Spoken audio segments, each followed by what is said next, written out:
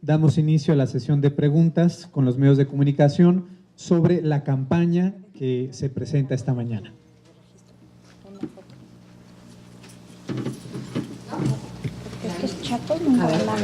Buenos días, Miguel Luna de Radio Red. Muy buenos días. Solo para que me pudieran detallar en qué consiste la campaña, cuándo inicia, cuándo termina, qué acciones específicas consta esta campaña y a quién va dirigida. Vamos a entregar un programa para que tengan las fechas claras, pero se detona hoy justamente que se celebra el Día Internacional. Vamos a estar en redes sociales y a lo que se invita a través de la campaña es a generar una reflexión colectiva. Creo que ya lo decían mis colegas con mucha claridad. De lo que estamos hablando es de repensar la identidad de México y de repensar cómo la diversidad de nuestras identidades y de nuestras aportaciones culturales nos puede enriquecer. Entonces estaremos circulando un calendario con cuánto tiempo va a estar la campaña en redes sociales, y el movimiento de todas maneras existe de manera permanente y tiene actividades de manera permanente, así que eso pues estaremos informando conforme se vayan realizando y programando las distintas actividades. Gracias, buenos días. Juan Carlos Villarroel de Notimex. Quisiera preguntarles sobre este tema de la discriminación. Pues es evidente que todavía persiste discriminación hacia personas, sobre todo de grupos indígenas, en el sector de justicia. ¿Cómo permear dentro de policía y de Ministerio Público y todo eso? Pues esta idea de que por el hecho de ser diferentes no es que sean delincuentes ni mucho menos, ¿no? Entonces, ¿cómo hacer que haya un respeto y un entendimiento de esa diversidad? Y sobre todo, pues darle acceso a traductores a la hora de la justicia, que es uno de los problemas serios. Gracias.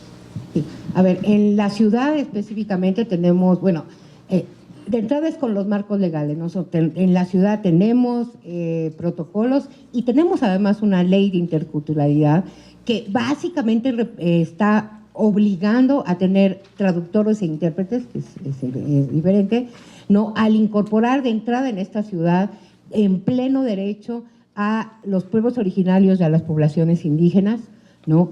Y tenemos obligaciones, dada la normatividad, hacia tanto la policía como a las entidades de procuración de justicia para hacerlo. Sin embargo, ya en la operatividad todavía tenemos muchos retos. El gran reto exactamente es ante una normativa que protege esta diversidad cultural, específicamente con poblaciones indígenas y con poblaciones originarias. ¿Cómo hacemos para que esto sea el día a día en la cotidianidad? Y ahí es donde tenemos problemas todavía. Se hacen capacitaciones, se están estimulando cada vez más igual, no nada más el que se desarrollen protocolos, sino que estos se cumplan a cabalidad. ¿Qué es lo que hace la comisión? Pues básicamente exactamente trabajar sobre esa brecha, sobre la brecha que hay entre lo que dice la ley y cómo se está aplicando la ley en los hechos. En la cuarta visitaduría tenemos todo lo que tiene que ver con la defensa de pueblos indígenas, por ejemplo, y de este tipo de poblaciones, con afro, con migrantes, y sí es cotidiano aún, por ejemplo, el no respeto al debido proceso y a estas cuestiones que tienen que ver con, como tú lo dices, la diversidad cultural más allá de si me visto o no folclóricamente, sino también de cómo hago prevalecer y cómo además soy y me constituyo en un ciudadano y un ciudadano con plenos derechos, como lo reconoce la ley en la ciudad. ¿Quién sabe? Pues simplemente sumar que el COPRED llevamos todo este mes trabajando precisamente sobre discriminación y la manera en que tienen que garantizar el trato igualitario a todas las personas. La semana pasada precisamente estuvimos con jueces de lo familiar, hablando con ellos sobre este tema. Nos parece fundamental la interpretación, creemos que es algo que tiene que estar presente durante el proceso y el acceso a la justicia. Y bueno, entender también desde lo profundo lo que significan las culturas indígenas en la ciudad de México y desde ahí poderles garantizar el derecho. Es uno de los retos principales que tenemos en la Procuraduría también, estamos trabajando mucho con esos. Con ellos tenemos un convenio de colaboración en dos sentidos. En la Procuraduría es que cada vez que les llega a ellos alguna denuncia por discriminación, se ponen en contacto con nosotros, con COPRED, para que podamos analizar de manera conjunta la denuncia y en su caso emitir alguna opinión jurídica o técnica que les abone en ese sentido y garantizar también el acceso a la justicia. Buenos días, Laura Gómez del periódico La Jornada. Ahorita con estos casos de discriminación de las culturas indígenas en la Ciudad de México, ¿cuántos casos tienen ustedes documentados en la cuarta visitaduría de discriminación? ¿Qué tipo de discriminación son los que sufren? Y en el sistema penitenciario, ¿cuántas personas indígenas están hoy ahí? ¿Y cuántas, por la falta de un debido proceso o porque no contaron con una persona que les estuviera apoyando durante todo el proceso, siguen en la cárcel porque no tuvieron justicia? Gracias. El dato exacto te lo podemos dar ahorita saliendo, tanto del que tenemos en proceso en la cuarta y la pregunta que hice para Gómez la tenemos nosotros también, ¿cuántas personas indígenas tenemos en prisiones? Saliendo ahorita. A ver. Buenos días. Simplemente era decirle que son datos duros que también nosotros ahorita te lo podemos dar, pero sí quisiera señalar algo que me parece importante y que es algo de lo desde COPRED hemos tratado de empujar mucho, y es que la denuncia de personas indígenas no es tanta como la expresión de la discriminación que hay hacia ellas y hacia ellos. Trabajamos mucho por el empoderamiento y el acercarse cada vez más a la denuncia. En datos duros, la principal causa de discriminación es las mujeres cuando avisan a su fuente empleadora que están embarazadas, y son muy pocas las denuncias que recibimos por racismo o por discriminación por ser una persona afro, por ser una persona indígena. Pero lo que sí es cierto es que cada vez están creciendo un poco más, lo cual nos habla también de una percepción, por un lado, de querer cada vez más en las instituciones, en los procesos de conciliación y de reconocerse. Durante todo el año pasado lo estuvimos haciendo esta campaña muy importante de encarar el racismo, de identificar cuando te están haciendo una conducta discriminatoria y también de reconocerte cuando tú la estás teniendo. Y a partir de eso ir haciendo acciones para irlas modificando.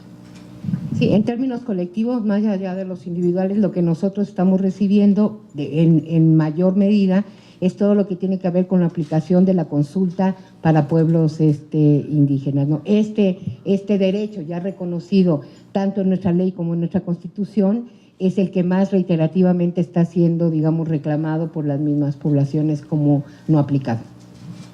Sí, si pudiera complementar esto, creo que una de las cosas que también es urgente es que en la política educativa y en los contenidos educativos repensemos cómo se trata el tema de la diversidad cultural justamente.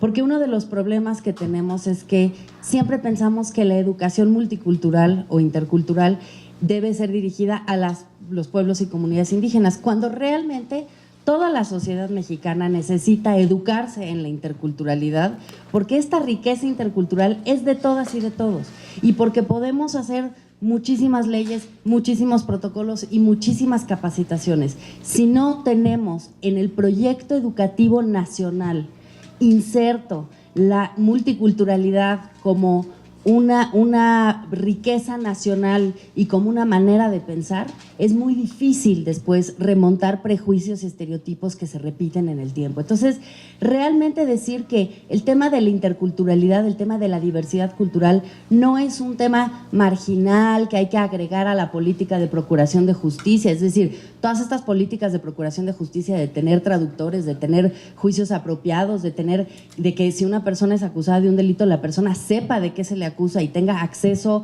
a una defensa apropiada. Por supuesto que todo eso es indispensable, pero como proyecto de país sí necesitamos tener una transformación en la manera en la que vemos cómo pertenecemos a una sociedad intercultural, y que todas las personas que vivimos en este país necesitamos entendernos como parte de esta diversidad cultural desde que iniciamos nuestra escolaridad, en los libros de texto, en la política educativa. Y déjenme agregarles más.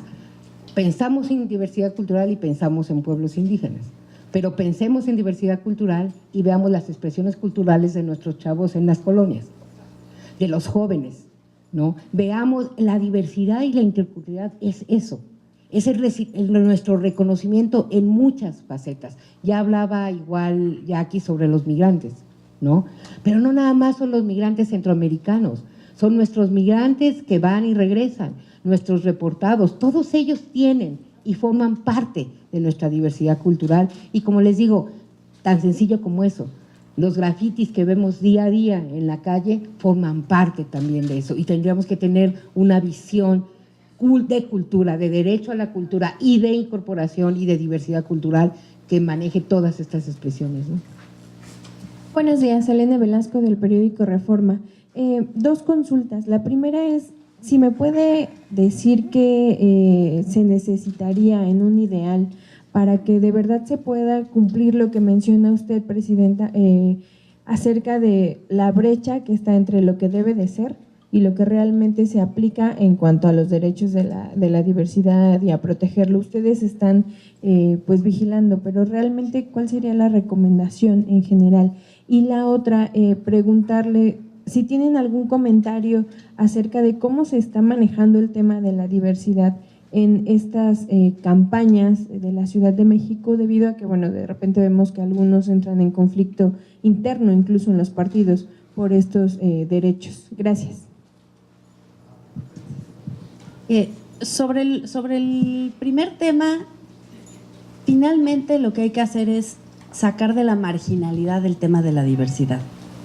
Muchas veces lo que escuchamos como propuestas, como planes, es vamos a hacer un plan nacional de desarrollo, un plan educativo, un plan de desarrollo económico, un plan de justicia, y le vamos a agregar la perspectiva de género, y luego vamos a considerar a los adultos mayores, y después vamos a pensar en las personas indígenas, y además hay que pensar en los migrantes. Y esta no es la perspectiva. La perspectiva que se requiere es que cuando diseñamos el Plan Nacional de Desarrollo y los planes sectoriales que derivan, y lo mismo a nivel local, consideremos que somos un país diverso, diverso sociodemográfica y culturalmente, diverso en muchísimos aspectos, y que cuando concebimos los diagnósticos y después las soluciones, necesitamos concebirlos no nada más desde una lógica de entender que somos diversas y diversos, sino también en consulta con las personas diversas. Esta frase de este lema de la Convención de Personas con Discapacidad, nada de nosotros sin nosotros, es un lema que hay que recuperar para todos los grupos. Todas y todos somos parte de esta sociedad, todas y todos somos, como decía Ana Shelley hace un momento, ciudadanas, ciudadanos de pleno derecho, y todas y todos tenemos que participar en los diagnósticos y también en la formulación de soluciones. Me parece que con una metodología que sea incluyente, con una perspectiva que incorpore las visiones distintas, vamos a lograr generar soluciones mucho más cercanas a acortar brechas. ¿Acortar brechas qué significa? Por ejemplo, que no tengamos cifras como las del año pasado, que decía el Coneval y el INEGI, 86.4% de las mujeres indígenas que viven en zonas rurales viven en pobreza, comparado con 40% de los hombres no indígenas que viven en las ciudades. Este tipo de brechas solo las podemos acortar si concebimos el desarrollo económico, la educación, el acceso a la salud, desde el punto de vista de que no todas las personas vivimos el acceso a los derechos de la misma manera, y que tenemos que cambiar la manera en la que generamos acceso a los derechos para que todas las personas puedan acceder. Y simplemente un comentario muy rápido respecto del tema migratorio. Quizá una de las preguntas más importantes del siglo XXI para México es ¿qué es ser mexicana? ¿Qué es ser mexicano? Porque nos hemos acostumbrado a pensar que las y los mexicanos hablamos el español, no sabemos el himno nacional, conocemos la historia de México y vivimos en territorio mexicano. Y tenemos 32 millones de mexicanas y mexicanos que viven en Estados Unidos, y que muchos de ellos están siendo repatriadas, repatriados. Y cuando llegan a México, estas personas que son también mexicanas enfrentan situaciones de discriminación muy fuertes, que les impiden el acceso a derechos, pero que también reflejan una situación social de no reconocimiento de nuestra diversidad en relación con la binacionalidad.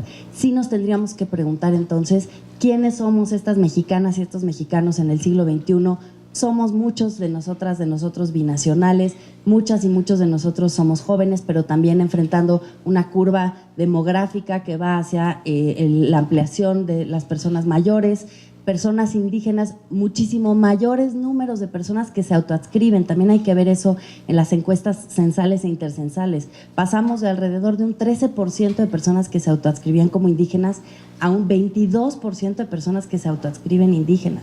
Pasamos de no hacer la pregunta afro nunca en la historia de los censos a de repente hacer la pregunta y tener la sorpresa de que 1.4 millones de personas se autorreconocen como afromexicanas, y ahora veremos en el censo 2020 qué nos arroja. Tenemos que preguntarnos qué es ser mexicano. Ser mexicano es todo eso también. Gracias. Claro, y a mí me parece también que tenemos que cambiar la mirada de la política pública que estamos haciendo. Siempre se recurre al tema de lo transversal, ¿no? Y la importancia desde que las diferentes instancias de gobierno miren el tema de manera transversal. Y si eso es cierto, también lo que es cierto y que es a lo que nos tenemos que abonar ahora y mirar con mucha claridad es la interseccionalidad desde las personas.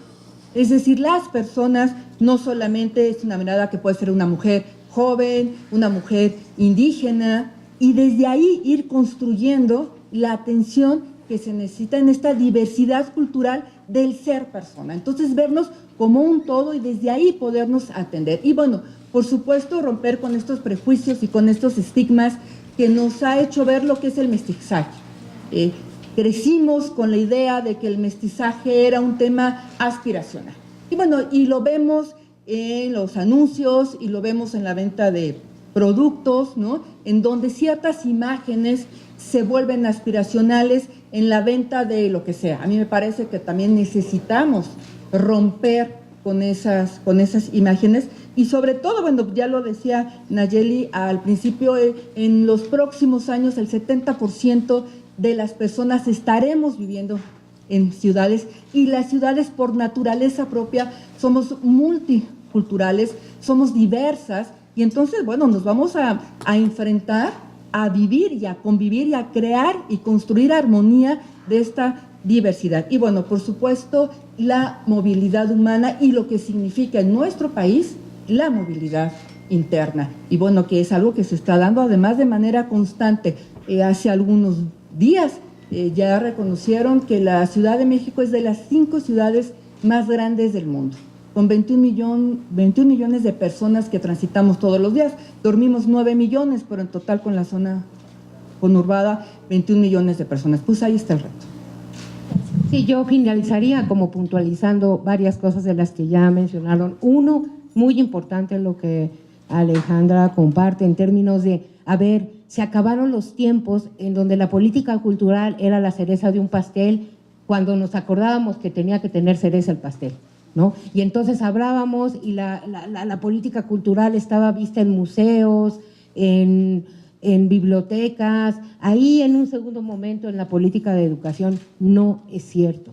La diversidad cultural lo que nos plantea es un reto de gobernabilidad, es un reto de identidad, es un reto de pertenencia y por lo tanto es un reto de construcción de ciudadanía y de vernos como mexicanos. Es como pensarlo al revés. Es ¿por qué si 2 de cada 10 mexicanos y mexicanas hoy se autoescriben como indígenas, los 8 de cada 10 nos volteamos no a pensar que mira, ahí están las personas indígenas que forman parte de este país, sino más bien que ellos volteen y vean, ah, mira, estos que no son indígenas y que forman parte de este país y también hay otras cosas. Y de eso se trata la interculturalidad. ¿Quién aprende de quién? ¿No? Yo creo que aquí la interculturalidad lo que te dice es que todos aprendemos de todo y que no es folclore, ¿no? Sino que forma parte de nuestras identidades. Es lo mismo, decíamos con compañeros migrantes y compañeras migrantes hace 2 semanas, es México está allá también. México está en Estados Unidos, está en la primera minoría no blanca de Estados Unidos, que son los hispanos, básicamente los mexicanos. y mexicanas. Entonces, en esta ruptura es una ruptura que tiene que ver con la gobernanza y es una transversalidad que tiene que ver con no nada más programas que a ver si le metemos o no le metemos, sino con una visión, porque finalmente lo que nosotros vemos en términos de discriminación lo vemos a raíz del no reconocimiento, entre otras cosas, de la diversidad cultural, ¿no? Cuando no lo introyectamos, cuando no lo reconocemos, cuando no asumimos eso como un derecho igual de importante que todos los demás, ¿no? Lo que estamos haciendo es básicamente discriminar y excluir socialmente a millones y millones de mexicanas y mexicanos, ¿no? Y bueno, en la ciudad, ¿qué más decir? Ya lo dijo Jackie, las ciudades somos un crisol enorme, nos constituimos y supuestamente tenemos nuestro ser en eso, en lo que traemos y lo que nuestros padres y nuestros abuelos trajeron para vivir aquí, ¿no? Y lo tenemos que reconocernos en eso y revalorarlo, ¿no? Perdón, ¿y sobre las campañas? Las campañas, no, pues a ver, generalmente lo que estamos viendo es exactamente esta diversidad como la cereza de un pastel, ¿no? No hay de entrada está habiendo confusión entre discriminación y desigualdad.